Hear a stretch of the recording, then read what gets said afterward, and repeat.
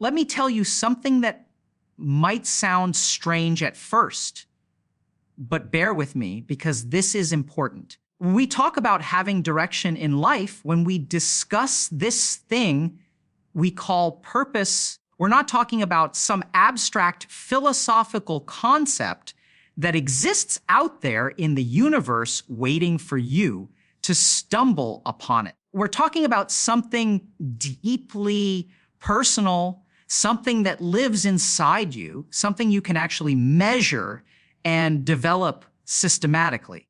And I'm going to walk you through exactly how to do that based on years of research, clinical practice, working with thousands of people who felt completely lost. I had the opportunity recently to participate in a fascinating discussion about these topics with some brilliant thinkers. It was an incredible experience, though I'll admit it presented some challenges. The conversation involved people from very different philosophical backgrounds, and at times the discussion veered into territories that, intellectually stimulating, didn't always connect directly to the practical question of how someone builds a meaningful life. Additionally, the level of philosophical discourse was quite sophisticated, which made me realize something important. We need to make these concepts accessible. We need to break down the science of purpose and direction in a way that anyone can understand and apply to their own life immediately. That's what I want to do right now. I want to take you through a comprehensive, evidence-based framework for understanding and cultivating purpose in your life. This isn't mystical. This isn't wishful thinking. Grounded in decades of psychological research, clinical observation, and practical application with real people facing real struggles. Let's start with the most fundamental question. How do you actually know whether you have purpose in your life or not? This might seem obvious. It's crucial to understand because so many people get this wrong from the very beginning. Purpose, meaning direction in life, these are things that you feel internally. They are subjective experiences that arise from within you. This is the first critical piece of the puzzle that most people miss. Think about it this way. I've worked with countless individuals over the years, people from all walks of life, encountered people who have everything that society tells us should make us feel purposeful. They have successful careers, loving families, children, financial security, all the external markers of a life well lived. And yet, when you sit down with them and ask the simple question, do you feel like you have purpose in your life? Many of them will pause, look uncomfortable, and admit that they don't. They feel empty despite having everything they thought they were supposed to want. On the other hand, I've also worked with people who have very little in terms of conventional success. People struggling financially, people without traditional family structures, even people experiencing homelessness or incarceration. And some of these individuals, against all odds, report feeling a strong sense of purpose and direction each day with clarity about what matters to them and what they're working toward. What does this tell us? It tells us that purpose is fundamentally an internal experience. It's not directly correlated with external circumstances like income level, relationship status, career achievement, or any of the other things we typically associate with a good life. You can't look at someone's life from the outside and determine whether they have purpose. Only they can know that because it's something they feel inside themselves. This is both liberating and challenging. It's liberating because it means you don't need to achieve some specific external milestone to experience purpose. You don't need to wait until you get the promotion, find the perfect partner, or accomplish some grand goal. Purpose is available to you right now, regardless of your current circumstances.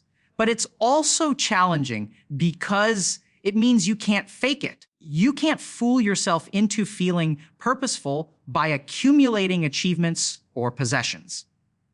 The work has to happen internally. Now, here's where it gets really interesting. Purpose isn't just a yes or no proposition.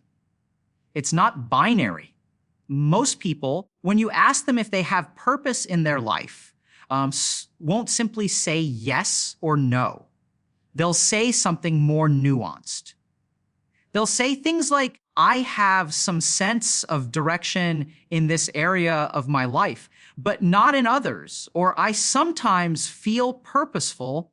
Other times I feel completely lost, or I'd say I'm maybe at about 60%.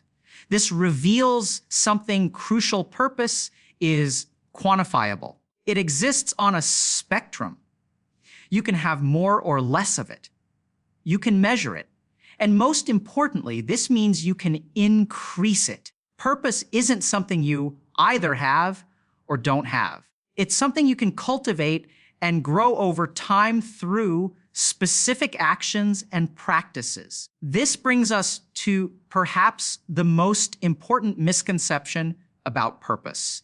And it's one that's perpetuated by the very language we use. We say things like, I found my purpose, or I'm searching for my purpose. This language is deeply problematic because it suggests that purpose is something external to you, something out there in the world that you need to discover, like finding a hidden treasure or stumbling upon a secret location. This framework causes enormous problems because it puts people in a passive, searching mindset. They think that if they just try enough different things, if they explore enough options, if they consume enough self-help content, eventually they'll stumble upon this thing called their purpose, and everything will click into place. Go through life in this perpetual state of seeking, always looking outside themselves for the answer.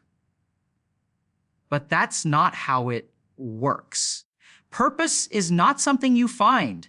Purpose is something you create. It's something you build through your actions, through your choices, through the way you engage with your life day after day. It's an internal construction project, not an external treasure hunt. This distinction is absolutely critical because it shifts the entire framework. Instead of asking, where is my purpose and how do I find it? You start asking, how do I build a sense of purpose within myself and what actions can I take to strengthen it? This puts you in an active, empowered position rather than a passive, waiting position. So if purpose is this internal experience that you create through your actions, obvious next question is, what actions create it? What specifically do you need to do to build and strengthen your sense of purpose and direction? This is where we turn to some fascinating research that has been conducted over the past several decades. There's a framework in psychology that has been extensively studied and validated. It emerged from researchers trying to understand what actually makes people feel like their lives have direction and meaning. They took large groups of people who reported high levels of purpose and studied their lives in detail. What were they doing? How were they spending their time? What characterized their approach to life? Then they compared these people to those who reported feeling directionless and without purpose.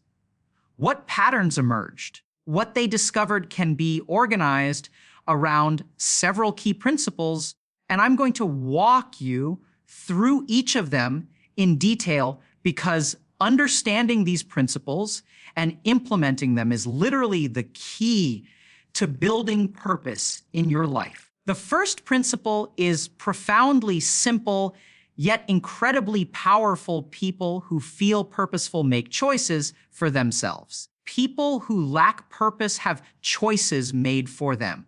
Let me unpack this because it's more subtle than it might initially appear.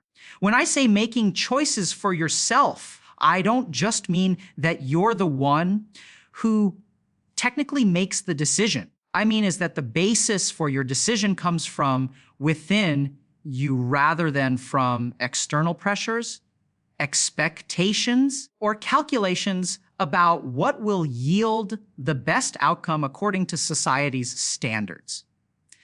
Here's how this plays out in real life.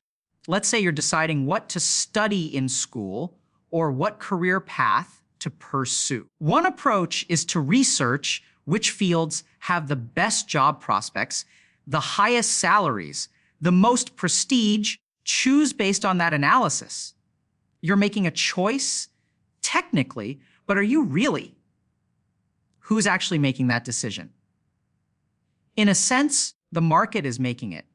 Society is making it. You're just calculating which option will be most rewarded by external forces and selecting that one. Contrast this with making a genuine choice for yourself. A genuine choice comes from asking, what actually interests me? What am I curious about? Feels meaningful to me, regardless of whether it's the most practical or prestigious option. When you make a choice this way, even if it's the same choice you would have made through external calculation, something is different. You own it. It's yours. You're directing your life rather than being directed by circumstances and expectations. And here's what's fascinating. This applies to choices at every scale, from major life decisions down to the smallest daily choices. It can be as significant as choosing a career path or as simple as deciding what to drink with your meal. I'm going to have water because I want water, not because someone told me I should stay hydrated or because it's cheaper than other options. I'm going for a walk because I feel like going for a walk, not because my fitness tracker is nagging me about my step count. I'm reading this book because I'm genuinely interested in it, not because it's on some list of books I should read to be well educated. Now, you might be thinking, does it really matter why I make these small choices? Isn't the important thing just the outcome? But this is where the research gets really interesting. It turns out that when you start making genuine choices for yourself, even small ones, shifts internally. Your sense of control increases. Your feeling of direction strengthens. You start to experience yourself as someone who is actively living their life rather than someone who is being lived by external forces. Think about people who feel completely directionless. How do they approach decisions? They're constantly paralyzed by questions like, what's the right choice? What's the wrong choice? Which option will work out better? They're looking outside themselves for the answer. They want someone or something to tell them which path to take. And ironically, this very approach ensures that they never develop a strong sense of direction because they're constantly deferring to external guidance. The psychological mechanism here is actually quite straightforward. When you make choices based on external factors, you're training yourself to see your life as something that happens to you based on forces beyond your control. You're reinforcing a mindset of passivity. But when you make choices based on internal preference and genuine interest, you're training yourself to see your life as something you actively create. You're reinforcing a mindset of agency. And agency, this sense that you are the author of your own life, is absolutely fundamental to experiencing purpose. You cannot feel purposeful while simultaneously feeling like a passive recipient of whatever life throws at you. Purpose requires feeling like you're steering the ship, even if you don't always know exactly where you're going. First practical principle is this: start making choices for yourself. Not just major choices, but small daily choices. Notice when you're making decisions based on what you think you should do versus what you actually want to do. Shifting toward genuine personal choice, even in small ways. I'm going to wear this today because I feel like it. I'm going to work on this task first because it interests me more. I'm going to take this route home because I prefer it. These small acts of self-determination accumulate and build your internal sense of direction. The second major principle involves something that might seem counterintuitive, especially if you're someone who feels overwhelmed by life. You need to push yourself beyond what you think you're capable of. You need to stretch your capacity. Now, before you close your mind to this idea thinking it sounds like toxic productivity culture or hustle mentality, hear me out, because this is about something much deeper than just doing more or working harder. This is about how your brain develops confidence and how your sense of self evolves. Here's what researchers observed when they studied people with strong versus weak senses of purpose. People who felt directionless were typically living well within their comfort zones. They were playing life on easy mode, so to speak. They were doing the minimum required not to get fired at work, putting in just enough effort to get by, avoiding anything that might be challenging or uncomfortable. Their entire strategy was efficiency and conservation of energy. Now, you might think this sounds reasonable. If life feels overwhelming and purposeless, wouldn't it make sense to take it easy, to reduce stress, conserve energy? But here's the paradox: living this way actually makes the sense of purposelessness worse. When you never push yourself, always stay within the bounds of what's comfortable and easy, you never grow. Your sense of what you're capable of never expands. And without growth, without expansion, it's very difficult to feel like your life has direction or meaning. Contrast this with people who report strong feelings of purpose. These individuals consistently operate at the edge of their comfort zones. They take on challenges that require them to stretch. They set goals that aren't guaranteed to be achievable. They put themselves in situations where they might fail. And this stretching, this pushing against the boundaries of what they think they can do, linked to their sense of purpose.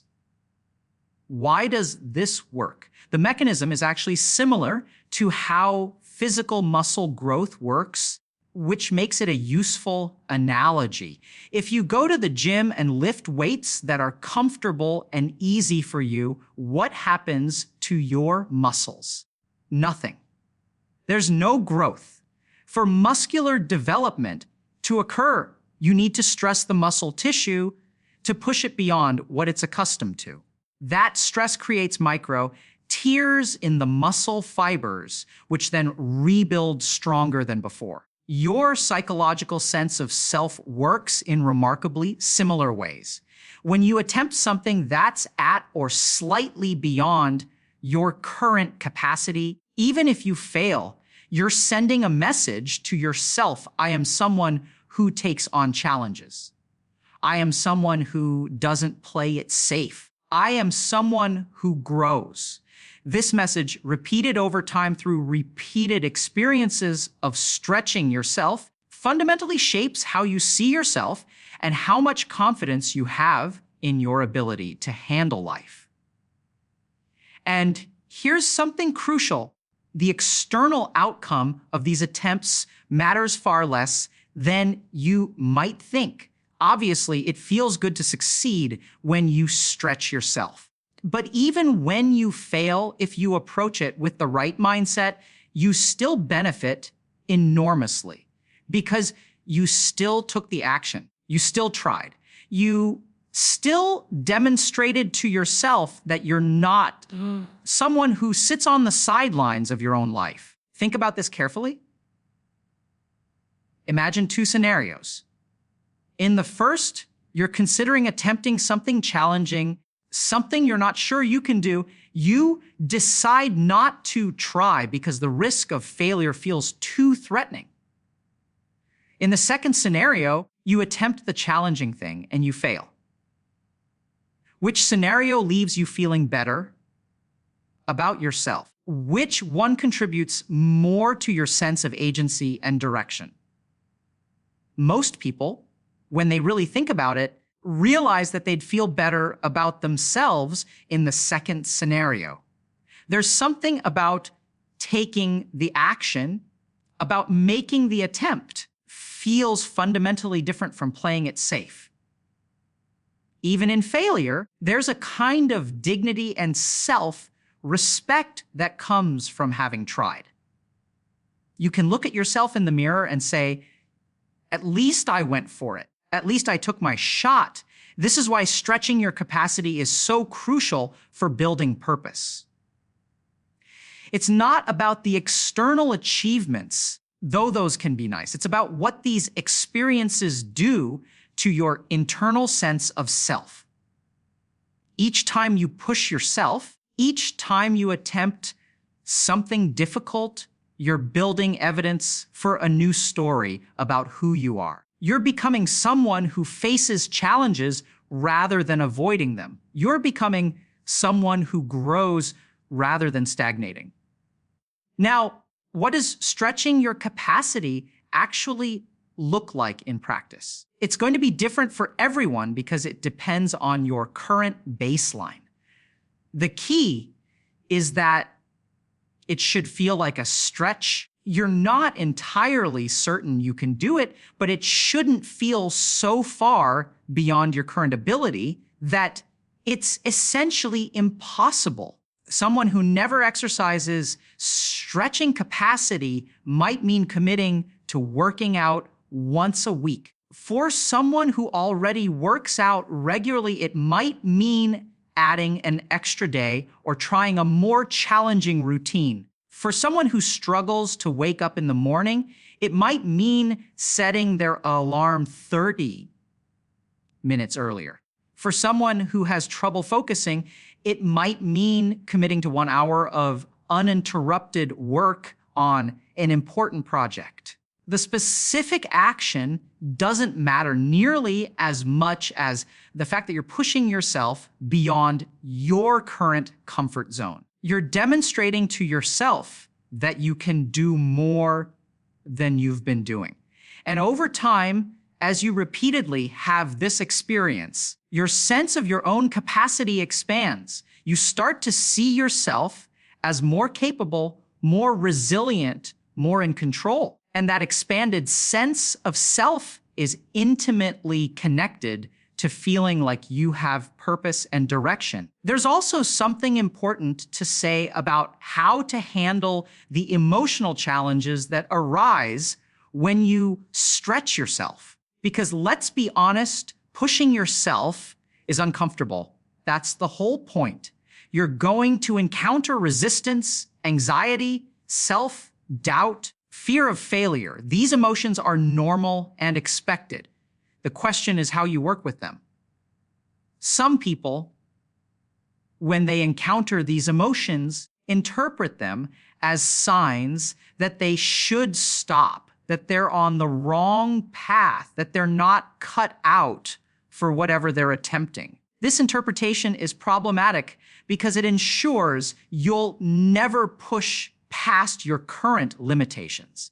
If you always retreat when things get uncomfortable, you can never grow. A more useful interpretation is to see these uncomfortable emotions as the sensation of growth happening. That anxiety you feel when you're attempting something new, that's not a sign you should stop. That's the feeling of your comfort zone expanding. That self-doubt you experience when you're not sure you can do something. That's not evidence of your inadequacy. That's the normal uncertainty that accompanies any genuine stretch. Learning to work with these emotions rather than being controlled by them is a skill in itself. And it's a crucial one for building purpose. Because if you can't tolerate discomfort, if you always need to feel confident and comfortable, you'll be forever limited to what you already know you can do. And a life lived entirely within known boundaries is a life that feels increasingly purposeless. The third major principle involves other people, and in many ways, this is the most challenging one because it's the one area where you can't do it entirely on your own. This principle concerns what researchers call relatedness, the experience of being authentically seen and recognized by other people. Human beings are fundamentally social creatures. We evolved in groups, and our psychological well-being is deeply tied to our connections with others. But not all social connection is created equal. What matters for purpose isn't just having people around you or having lots of social interactions. What matters is the experience of being your authentic self and having that authentic self recognized and responded to by others. Break down what this means because it's a subtle but crucial distinction. You can be surrounded by people and still feel deeply alone if you're not showing up authentically. If you're constantly performing, if you're putting on a mask, if you're hiding aspects of yourself that you fear might be judged or rejected, then even your closest relationships won't fulfill this need for relatedness because the person being related to isn't really you. It's the persona you've constructed. Authentic connection requires vulnerability. It requires showing up as you actually are, all your uncertainties, flaws, fears, and genuine preferences. It requires being willing to be seen. And then, crucially, it requires having someone actually see you, recognize you, and respond to the real you rather than to your persona. This is increasingly difficult in modern society for numerous reasons. We live in a time of unprecedented superficial connection combined with profound disconnection.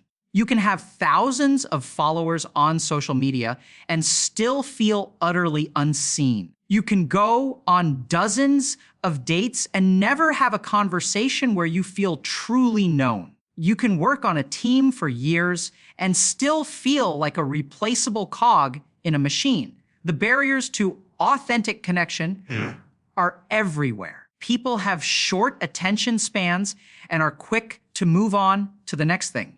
Dating culture often treats people as disposable options. Workplaces increasingly rely on automated systems that reduce human connection. Many people struggle with social anxiety that makes authentic interaction feel terrifying. The overall cultural moment we're in doesn't make this easy. And yet, despite these challenges, relatedness remains essential for purpose. People who feel a strong sense of direction and meaning in their lives almost always have relationships where they feel authentically known. They have people who see them for who they really are and value them anyway. This experience of being genuinely known and accepted is psychologically powerful in ways that are hard to overstate. Why is relatedness so important for purpose? There are several reasons. First, being seen by others validates your existence in a fundamental way. When you're going through life feeling invisible, feeling like no one really knows or cares about the real you, it's hard to feel like your life matters. But when someone truly sees you, when they recognize your authentic self and respond to it, it sends a powerful message: you exist. You matter. Your particular way of being in the world is valued. Second, authentic relationships provide a kind of mirror that helps you understand yourself better. When you're always performing, always hiding, you lose touch with who you actually are beneath the personas. But when you show up authentically and someone responds to that authenticity, you gain clarity about your genuine self.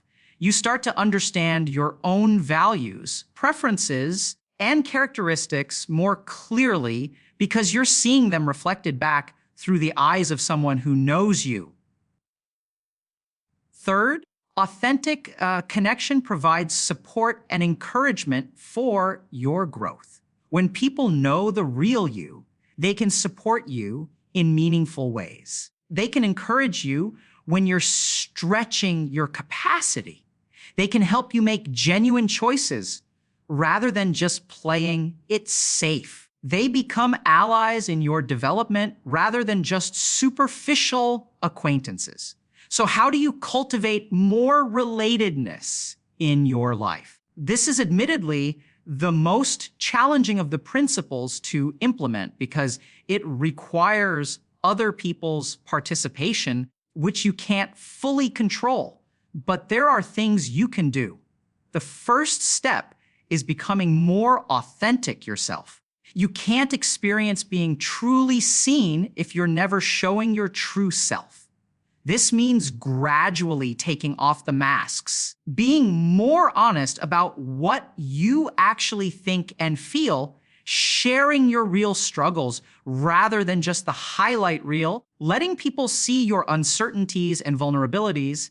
This is scary and it requires courage, but it's necessary. The second step is seeking out relationships and environments where authenticity is valued and reciprocated. Social contexts are more conducive to authentic connection than others. Deep one-on-one conversations tend to work better than large group settings. Relationships built around shared meaningful activities often develop more authenticity than relationships built purely around entertainment or superficial interaction. You want to gradually invest your time and energy in contexts where real connection is possible. Third step is practicing the skill of being present with others. Many people struggle with connection not because they're unwilling to be authentic, but because they're so caught up in their own thoughts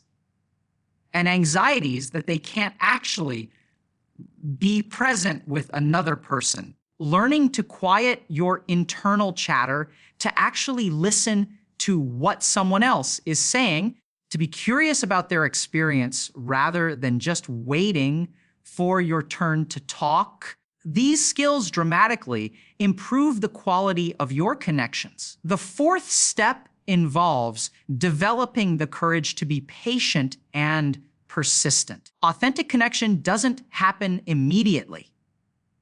It requires time, repeated interactions, and willingness to weather the vulnerability of not knowing how the other person will respond. Many people give up too quickly on potential connections because the initial interactions feel awkward or uncertain. Building real relationships requires persistence through that initial discomfort. All of this work around relatedness is challenging, and it's an ongoing process rather than something you can check off a list. But the payoff is enormous. Having even one or two relationships where you feel truly seen and known can dramatically transform your sense of purpose in life. Because when someone knows the real you and values you anyway, it becomes much easier to feel like your life and your particular way of being in the world actually matters. Now let's shift to another critical dimension of purpose, one that involves how your brain calculates whether you have control over your life or whether life is just happening to you. This gets into some fascinating neuroscience and psychology around active versus passive challenges. Here's the basic framework. Throughout your life, you face challenges constantly. Some of these challenges are things you choose to take on. Others are things that are imposed on you by circumstances. Your brain makes a distinction between these two types of challenges. This distinction has enormous implications for how purposeful you feel. A passive challenge is something difficult that you didn't choose and would prefer not to deal with. Your car breaks down and you have to figure out repairs. Your boss criticizes your work and you have to respond to that feedback. Close to you is going through a hard time and needs your support. You get sick and have to manage your health. Your rent increases and you have to adjust your budget. These are all passive challenges. They're real, they require your energy and attention.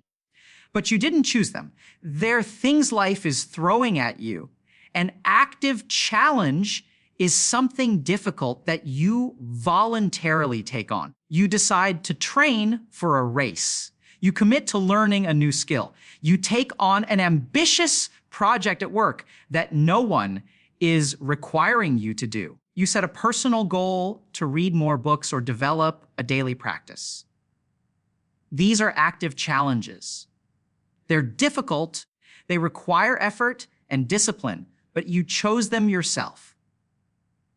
Now, here's where it gets really interesting. People feel directionless and overwhelmed by life. Their experience is dominated by passive challenges. They feel like life is just constantly throwing problems at them. There's always something they have to deal with, always some new crisis or demand, and they never feel like they're in control. Everything is reactive. They're constantly in firefighting mode, dealing with whatever emergency or obligation has just appeared. When you're in this state, absolute last thing you feel like doing is taking on additional challenges. Your instinct is to reduce the load, to try to minimize demands, treat from difficulty. You think to yourself, I'm already overwhelmed dealing with all these things I have to do. Why would I voluntarily add more to my plate? That would be crazy. This seems logical, but here's the counterintuitive truth that research has revealed. Your sense of control in life isn't determined by the total number of challenges you face. It's determined by the ratio of active challenges to passive challenges. Let me repeat that because it's so important. What matters isn't how many total things you're dealing with. What matters is what proportion of those things you chose versus what proportion were imposed on you. Think about the implications of this. Let's say you're currently dealing with 6 passive challenges, things you have to handle but didn't choose. Your instinct might be to try to eliminate some of these challenges to gain more control. If I can reduce this to 4 passive challenges, I'll feel better. But here's the problem: you can't actually control passive challenges very effectively. They keep appearing, keeps happening. And in fact, when you try to avoid or eliminate passive challenges, you often create more of them down the road. For example, if you quit your job to avoid dealing with a difficult boss, now you have new passive challenges. You need to find a new job. You're dipping into savings. You have a gap in your resume to explain. If you avoid dealing with a health issue because you don't want to face it, it tends to get worse, creating bigger health problems later. If you ghost someone rather than having a difficult conversation, you create relational complications that become their own challenges. Trying to reduce passive challenges often backfires. They multiply faster than you can eliminate them. And meanwhile, because you're not taking on any active challenges, the ratio stays terrible. You're still in a completely reactive mode when dealing only with things imposed on you by circumstances. But here's what happens when you introduce active challenges. Let's say you're dealing with those same 6 passive challenges. You decide, I'm going to commit to going to the gym every morning. I'm going to start meditating for 20 minutes each day. These are active challenges you're voluntarily taking on. Now your total challenges have increased to 8. You have more on your plate than before. But something remarkable happens to your psychology because you've shifted the ratio, because some of what you're doing is now chosen by you rather than imposed on you. Your sense of control increases dramatically. You stop feeling like a passive victim of circumstances and start feeling like an active agent in your life. And this shift in how you feel, this increased sense of control and agency actually makes you much better at dealing with the passive challenges. When you feel powerless and victimized, when everything feels overwhelming, your brain goes into a kind of defensive mode. You become pessimistic, avoidant, low energy. You don't have the psychological resources to effectively address problems. When you feel empowered and in control, when you're actively directing some portion of your life, your brain operates differently. You become more optimistic, more energized, more creative in problem solving, better able to face difficulties. This creates a positive cascade. Active challenges build your sense of control. That improved sense of control makes you better at handling the passive challenges. As you become better at handling passive challenges, some of them get resolved and new ones don't pile up as quickly. Your overall situation improves. And crucially, your sense of purpose strengthens dramatically because you're no longer just reacting to life. You're actively creating it. This is such a common pattern in people who turn their lives around. You listen to anyone who went from feeling completely lost and overwhelmed to feeling directed and purposeful, and you'll almost always find a point where they made a decision to take on more, not less. Everything was falling apart, and instead of retreating, they said, I'm going to start working out every day. I'm going to commit to this practice. I'm going to pursue this challenging goal. It seems illogical from the outside, but it works because of this ratio principle. The key insight is that you control the active challenges. You get to decide what you take on voluntarily. And by exercising that control, choosing to stretch yourself in ways that matter to you, you shift the fundamental balance of your life from passive to active, from reactive to creative, from victimhood to agency.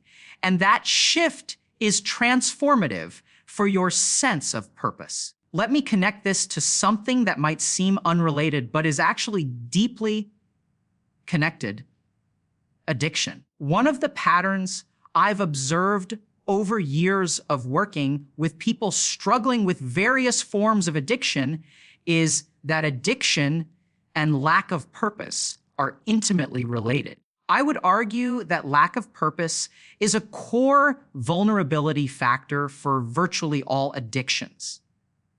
Think about what addiction offers. It's substances, technology, behaviors, whatever the addiction, it provides immediate relief from discomfort. offers a quick escape from negative emotions, from stress, from the pain of feeling directionless.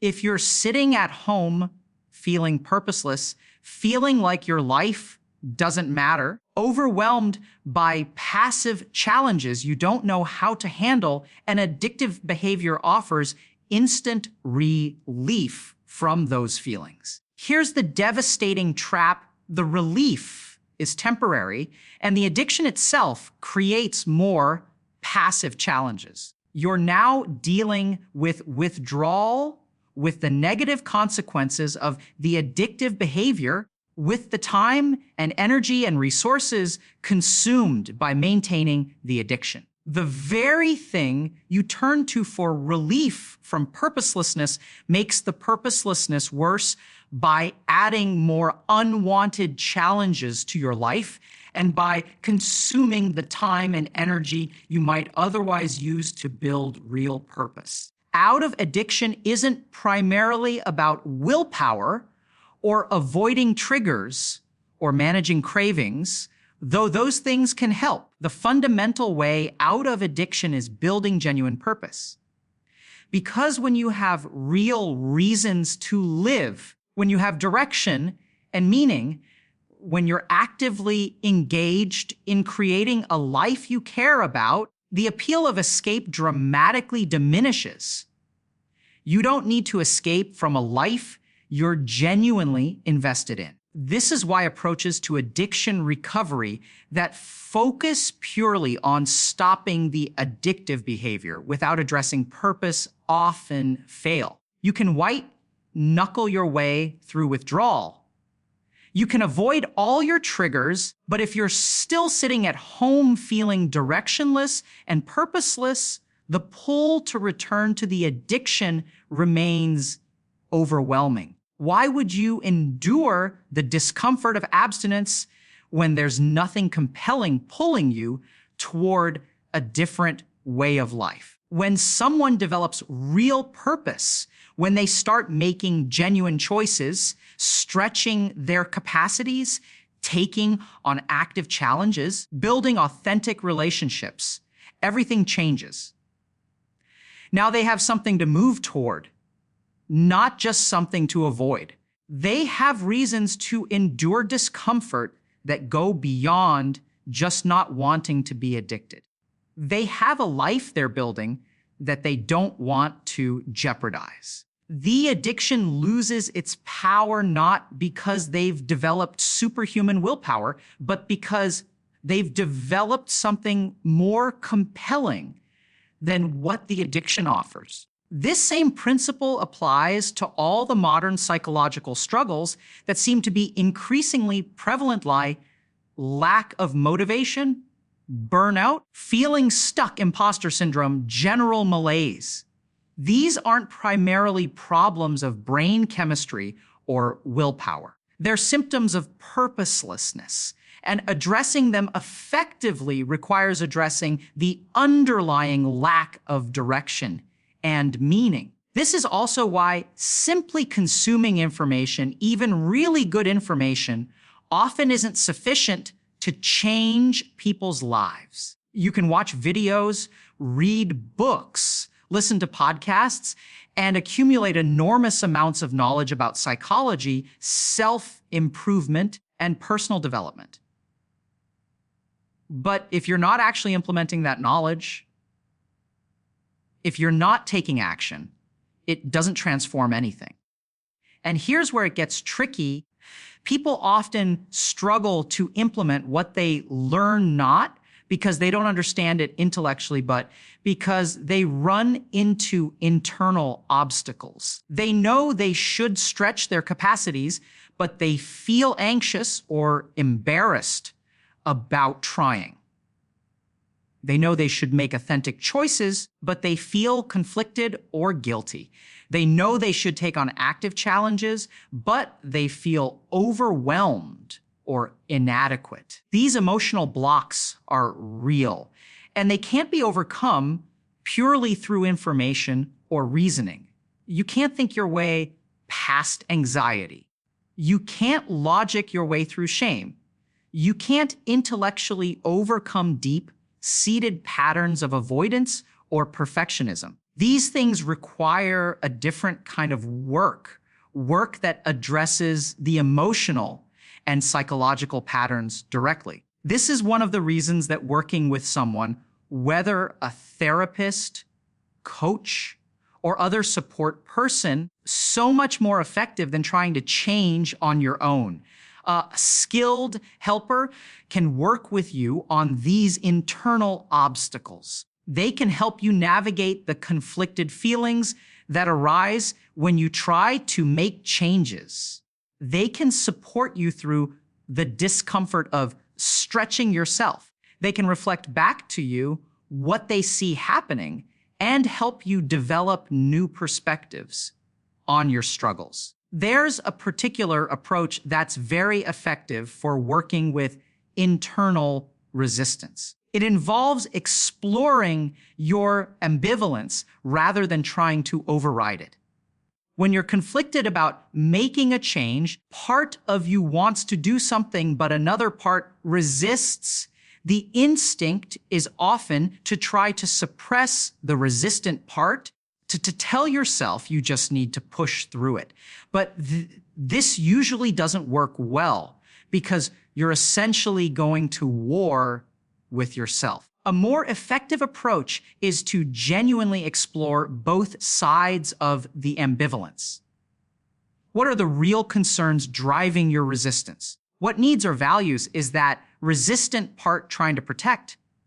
Often, when you really listen to your own resistance rather than trying to steamroll it, you discover legitimate concerns that need to be addressed. Maybe you're anxious about stretching yourself because past experiences have taught you that failure leads to harsh self-criticism.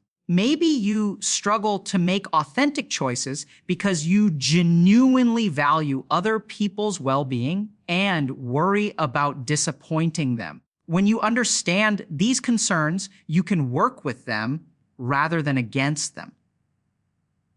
You can address the underlying issue. Maybe you need to develop more self-compassion so failure doesn't feel so devastating. Maybe you need to learn how to honor others while still making choices that are true to yourself. Whatever the underlying issue is, working with it directly is far more effective than just trying to force yourself to do things you're internally resistant to. Another common obstacle people encounter is that they set goals in ways that make success nearly impossible. Formulate goals based on how they feel in the moment or based on some idealized version of themselves, rather than based on realistic assessment of where they actually are right now. Who's been completely sedentary decides they're going to work out 2 hours every single day. Who's been struggling academically decides they're only going to accept perfect grades from now on. Who's been isolated decides they're going to become extremely social immediately. These goals are set up for failure because they don't account for the actual distance between where you are now and where you want to be. Real change happens incrementally. If you're failing, the path to success isn't to immediately jump to excellence. The path is to go from failing to barely passing, then from barely passing to doing okay, then from okay to good, then from good to excellent. Each step builds on the previous one. Each step expands your capacity for the next one. When people don't understand this, when they try to leap straight from where they are to some distant ideal, they set themselves up for discouragement. They make some initial effort, don't immediately reach their ambitious goal, feel like failures, and often give up entirely. This actually makes the purposelessness worse because now